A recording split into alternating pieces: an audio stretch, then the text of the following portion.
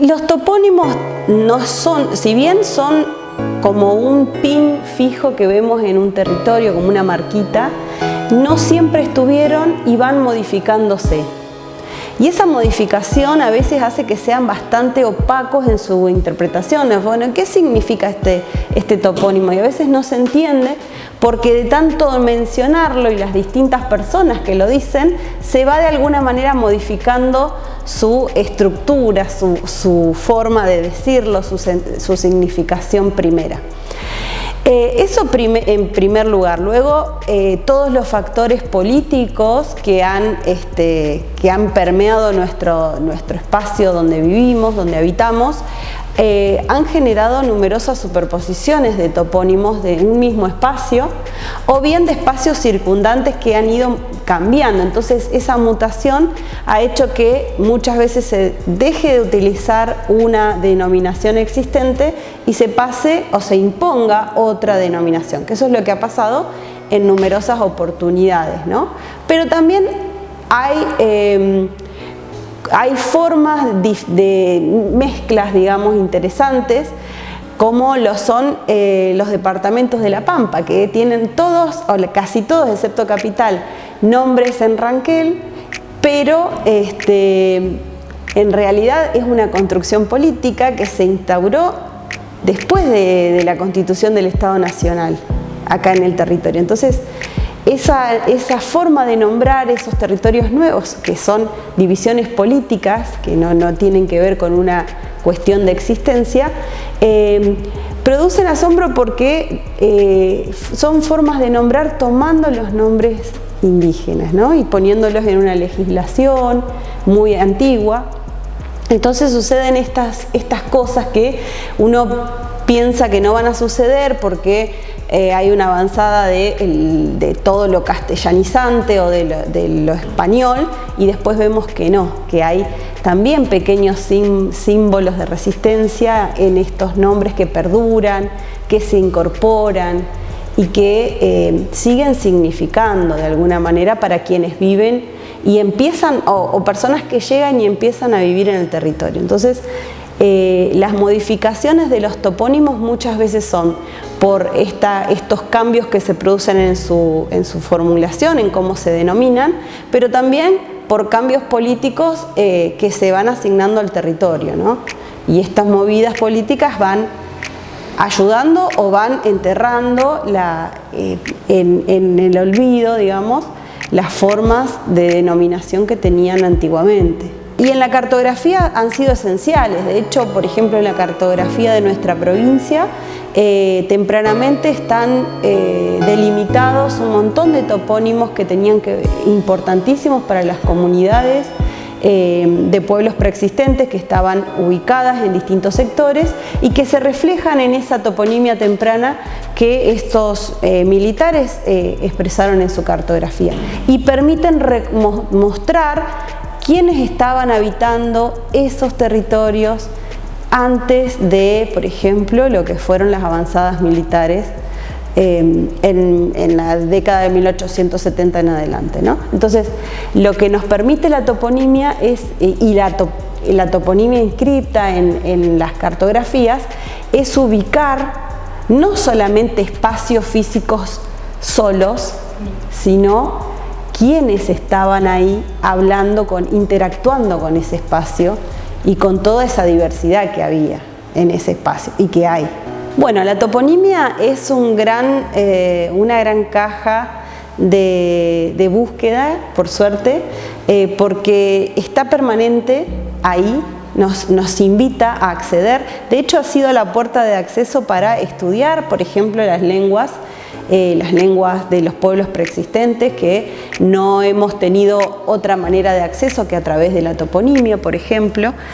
Pero también nos cuentan múltiples historias que están esperando que alguien las pueda contar, que las pueda interpretar, que las pueda ver con distinta mirada o con varias veces, digamos, ir y volver con esa toponimia y contar de distinta manera, con distintos abordajes, una historia que es sumamente rica, es sumamente importante para para marcar quiénes somos, para marcar cómo es nuestro territorio, cómo ha sido, por qué se llama así ese lugar, qué historia ha tenido o qué circunstancias han hecho que se llamara de esa manera.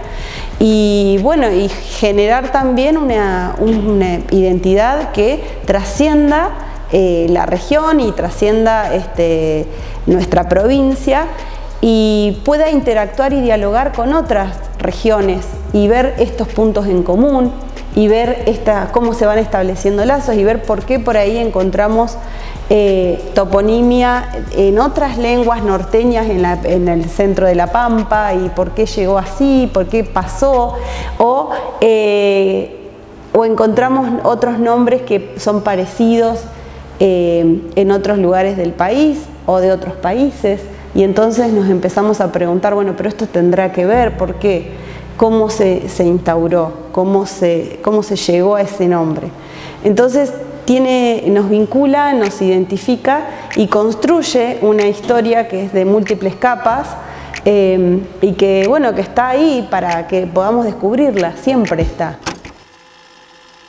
Antes siempre habían creído que la luz mala provenía de muertos que andaban penando. Vicente Salazar nombró varios motivos por los cuales los muertos penaban. Uno de ellos era por haber dejado dinero enterrado.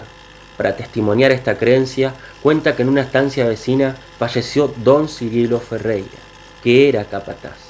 Después de su muerte, dicen que los vecinos nos veían todas las noches una luz grande, redonda y muy viva al lado de un gran árbol que quedaba cerca de la casa de don Cirilo. Y esa luz se enterraba al pie del árbol por toda la noche. Toda la peonada hacía un sinnúmero de comentarios sobre la luz mala. Uno que se daba de más entendido dijo que seguramente el finado había dejado plata enterrada y que había que buscarla para que don Cirilo dejara de penar.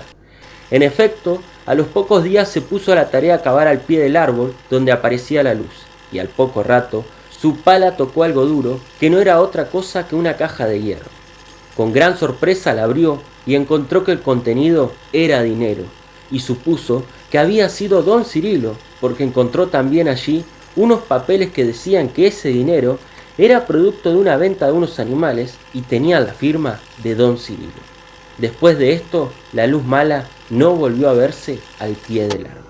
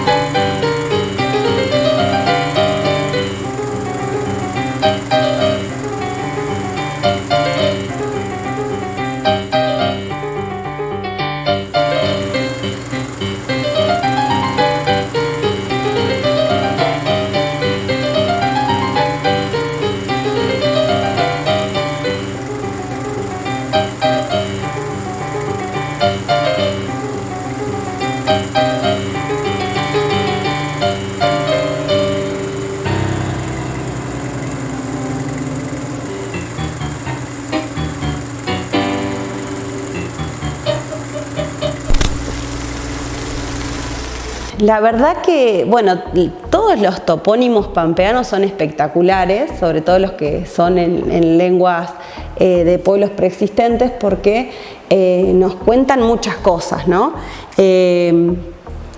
Y otros que son más qué sé yo, por ejemplo, estoy pensando en algunos que tienen que ver con mitos, no sé, más mitológicos como Relmo, ¿no? Que todavía no se sabe bien qué significa,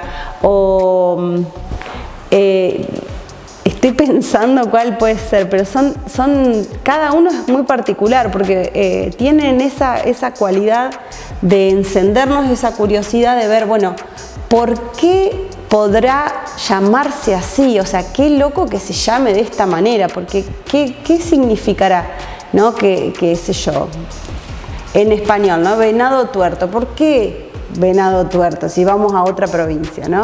¿Por qué se llamará así, ¿no? O Luan Toro, fíjate, ahí Luan Toro es interesante porque tiene la palabra guanaco en Ranquel más la palabra en español. Y son, muchas veces se refieren a esas presencias, a esos seres, muchas veces mitológicos, que acompañan o son guardianes del lugar, ¿no? Que en las comunidades les llaman los ñen. Entonces, tiene mucho trasfondo esa denominación. No es solo una indicación de un nombre atribuible a una característica, sino que a veces tiene un espacio de mitología, de religión, de espiritualidad, que muchas veces nosotros no las conocemos, totalmente las desconocemos, pero están también traccionando esos significados, ¿no? Bueno, la toponimia, como un montón de disciplinas, está transida por los cambios tecnológicos y los cambios geopolíticos constantes, ¿no? Los movimientos que tenemos de distinta índole, tanto económicos como desplazamientos humanos, constitución o no de espacios poblados, etc. Entonces, la ayuda de la tecnología lo que hace es acompañar, por ejemplo, poder restablecer posicionamiento a través de mapas satelitales de espacios que han sido asignados por ahí en el siglo XIX y que no se tenía clara conciencia de dónde estaban esos espacios, o no se tiene, ¿no? Entonces nos ayuda a eso, nos ayuda a la accesibilidad democrática o cuasi democrática de tener la información disponible, sobre todo para quienes quieren recuperar sus lenguas, sus topónimos. Entonces eso está disponible para un gran público. Y bueno, y también para la construcción colectiva, ¿no? O sea, hoy en día se puede mapear en conjunto con las comunidades o con las personas que habitan determinados territorios y se puede trabajar con diálogo a distancia, no necesita uno estar en presencia y se puede armar grandes mapas con información que se aportan desde distintos lugares, los académicos, las comunidades, los pobladores rurales, por ejemplo, en espacios más rurales, ¿no? Entonces, las tecnologías son bárbaras porque nos habilitan un montón de cosas. Pero bueno, también sabemos que hay determinados riesgos, como en todas las disciplinas, ¿no? El uso de la tecnología por ahí es muy endeble en cuanto a cómo se guardan esos datos, a la obsolencia de las formas de archivo, por ejemplo, de las formas o sea, cuánto puede estar una página colgada, por ejemplo. Entonces, todas esas cuestiones que nos detienen un poco en avanzar y en avanzar y en avanzar, porque limitan también la forma en que uno va a colectar esos datos y los va a volcar a distintos formatos, a mapas, a libros, a distintas páginas web, por ejemplo. ¿Cuánto tiempo van a estar ahí colgadas? ¿Todo el mundo va a poder acceder? Es un interrogante también, ¿no? ¿Cómo usamos esos datos y cómo los preservamos? En este contexto donde la ciencia está siendo claramente atacada por el Estado Nacional y creemos que no solamente la ciencia, sino las universidades, creemos que Es importante, creemos, porque todo el conjunto de quienes trabajamos en universidades, quienes nos dedicamos a distintas áreas del conocimiento, siempre pensamos en que la ciencia siempre es comunitaria, es del pueblo y para el pueblo, y tiene que seguir siéndolo. Entonces, la toponimia es un ejemplo de la construcción colectiva del conocimiento.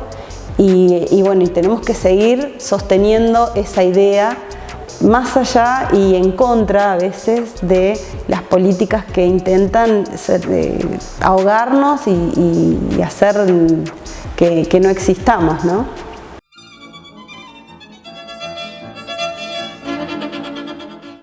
Desde tiempos ancestrales, la religión ha sido una de las principales fuentes de inspiración para el arte. Desde las pinturas rupestres de la prehistoria hasta las complejas obras del Renacimiento, las ideas espirituales han motivado a artistas de todas las épocas y culturas. La religión no solo ha acompañado al ser humano como tema artístico, sino que ha sido una forma de plasmar sus creencias y conectar con lo sagrado. El cristianismo en particular ha sido uno de los temas más representados a lo largo de la historia. Desde los primeros retratos de personajes bíblicos hasta las conmovedoras imágenes renacentistas, pasando por los símbolos de artistas como Van Gogh y Gauguin en el siglo XIX. Aún en épocas donde la representación religiosa estuvo condenada por idolatría, como durante el Imperio Bizantino o la Reforma Protestante, los artistas encontraron nuevas formas de expresar su arte. Así, temas como la Virgen y el Niño, la crucifixión o la Sacra Conversación reaparecen en distintos estilos y épocas. Por su parte, el arte islámico tomó otro camino. En el Corán se dice que nada hay que se les parezca a Dios, por lo que el arte evitó la representación figurativa. Sin embargo, creó un lenguaje visual basado en símbolos y geometrías que combinó elementos de distintas culturas. En el año 622, con la gira y la huida de Mahoma de la Meca a Medina, comenzó oficialmente la era musulmana. Desde allí el Islam se expandió por el Mediterráneo, Asia y África, creando una amalgama cultural que también se reflejó en su arte. Así, a lo largo de la historia, el arte y la religión han dialogado, se han confrontado y se han reinventado, dejando un legado simbólico que aún hoy podemos descubrir en museos, iglesias, mezquitas y templos de todo el mundo.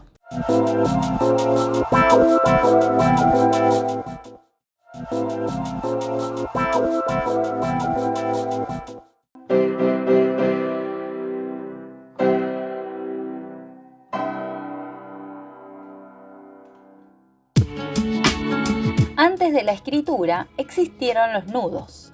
Mucho antes de las grandes civilizaciones, incluso antes del dominio del metal, los seres humanos ya dominaban una habilidad esencial, el arte de anudar. Con fibras vegetales, tendones o simples cuerdas trenzadas, las primeras comunidades levantaban refugios, aseguraban herramientas, cazaban y transportaban. Cada nudo no era solo una solución práctica, era una extensión de la inteligencia humana, de su necesidad de sobrevivir, organizar y conectar. Y aunque no suene primitivo, no se trataba de nudos improvisados. Muchos seguían patrones repetitivos, con una simetría casi ritual. En yacimientos arqueológicos se han hallado tejidos y cordajes que no solo muestran la destreza técnica, sino también una sorprendente sensibilidad estética. De hecho, el macramé, este arte decorativo que hoy asociamos con lo ancestral o lo bohemio, tiene su origen aquí, pero no como adorno, sino como una necesidad vital. Trenzar, anudar, tensar, soltar, eran gestos que marcaban la diferencia entre el abrigo y el frío, entre la caza y el hambre. Y no solo eso, en algunas culturas los nudos adquirieron un valor simbólico, representaban pactos, relatos, acuerdos. Para los antiguos pueblos andinos, los quipus eran auténticos sistemas de registros, información codificada nudo a nudo. Antes de escribir ya narrábamos, pero lo hacíamos con cuerdas. Redescubrir estos primeros nudos es recuperar una memoria olvidada, la del ser humano que no dependía de grandes sistemas para entender y transformar su entorno. Un ser humano que con sus propias manos podía construir, recordar y resistir, porque cada nudo en su silencio guarda un fragmento de historia y quizás también de nosotros mismos. Vamos a trabajar hoy sobre un tema que me pareció interesante después de leer sobre todo a esta argentina que se llama Silvia Molloy. Se llamó porque ha fallecido recientemente, una erudita argentina que fue docente en Canadá y en las universidades de Estados Unidos. Su condición de manifiesto lesbianismo quizás la orientó justamente a interesarse por los fenómenos de simulación o la manera como muchas personas encubrían ciertas características personales que sentían que no eran aptas que no van a ser aceptadas en realidad. Ella en este trabajo, Poses de fin de siglo, va a hablar de la época del centenario.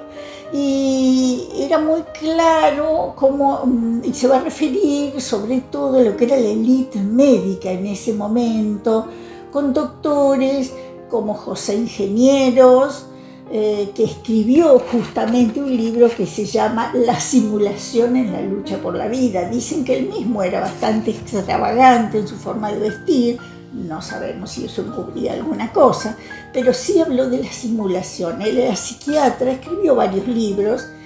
Después estaba Ramos Mejía, que también escribió sobre las patologías de personajes argentinos con una ideología muy particular sobre la que vamos a hablar precisamente, y también Podestà, que Podestà era una familia de italianos que había fundado el Hospital Rawson. Podestà también intentó escribir, ha escrito unas novelas muy ligadas a las convenciones y a cómo deberían ser las personas. Por supuesto, en esas personas no estaba incluida la mujer, que más vale estaba destinada al hogar, a ser una reproductora. Justamente tengo ilustraciones que vamos a mostrarles, donde había una gran preocupación en esa Argentina del centenario por la población, por poblar el país. Pero poblar el país, eso que ellos llamaban como despoblado, después del genocidio de la campaña de Roca. Y ese genocidio, ¿qué hizo? Además de todos los muertos, hizo que muchas mujeres fueron llevadas como personal doméstico a las casas urbanas en la capital, en Buenos Aires, muchas niñas también seguramente, y muchos hombres quedan solos en los campos, en la Patagonia o en los campos de la Pampa, sin reproducirse, ¿no? Entonces, porque ellos lo que no querían era reproducción de esa gente, ellos querían poblar la Argentina de gente blanca. Bueno, por supuesto, después vinieron cambios sociales a los que nos vamos a referir y a ciertos ideólogos que empiezan a dar lugar a los cambios sociales, como fueron Scalabrini Ortiz o Jauretche, y también porque vino el irigoyenismo, porque mucha gente atraída por lo que se llamó el progreso, que tenía que ver con el cine, con la ciudad, venían del interior a Buenos Aires, ese alude inmigratorio interno, ¿no? Sería. Y bueno, y ya después se logra el voto masculino, debemos decir primeramente, después viene el peronismo, bueno, y la sociedad se va sufriendo un proceso de hibridación. Aún así, a mí me pareció interesante recuperar esta ideología en un momento donde está reactivada por las políticas del gobierno central,